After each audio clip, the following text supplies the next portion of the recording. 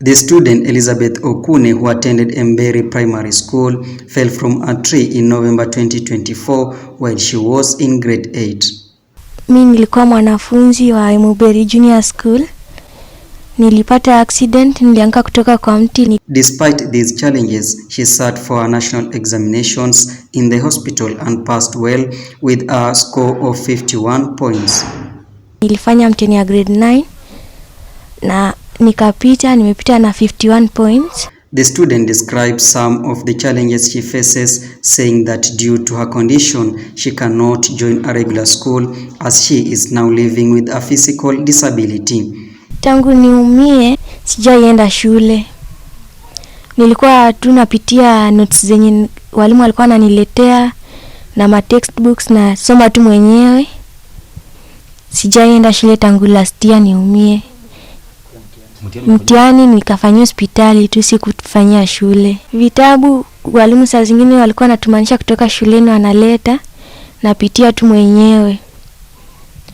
Halafu na wakati mwingine nikiomba marafiki zangu notes nisome. She is appealing to leaders and well-wishers to intervene and help her so that she can fulfill her dream of becoming an orthopedic surgeon. Ningeomba kama wanaweza nisaidia juu hiyo shule nimeitwa siwezi enda juu ya hali yangu. Kwa naomba kama wanaweza nisaidia niingizwe hata kama ni special school niendelee na masomo. Ameperform vizuri sana. Alipita na aliqualify kuendelea na masomo yake uko mbele kwenda kwa grade ya 10 na anahitaji support. Ndio maana nimemtembelea siku ya leo.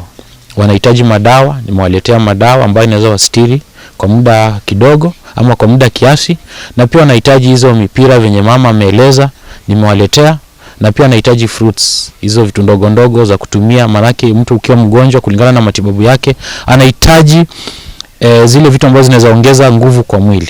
Ni msichana ambaye anaandago ama anapitia uchungu katika maisha yake. Her parents state that due to extreme poverty, they were unable to afford the proper medical treatment she required. Sina pesa kabisa, tunapitia changamoto na mtoto.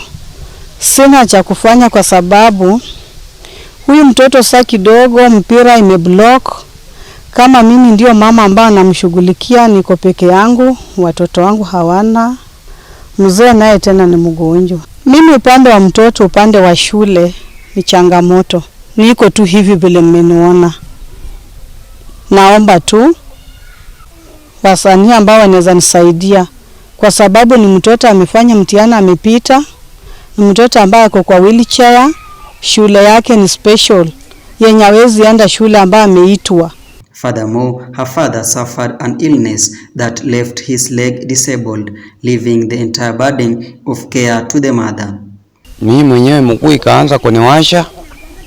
Walijaribu kupasua, wakapima wakapata hapana, sio kansa, ni ugonjwa tu. Sina saa hii uwezo na amepita mtihani vizuri. Nick Wanguche, TPM TV at 1.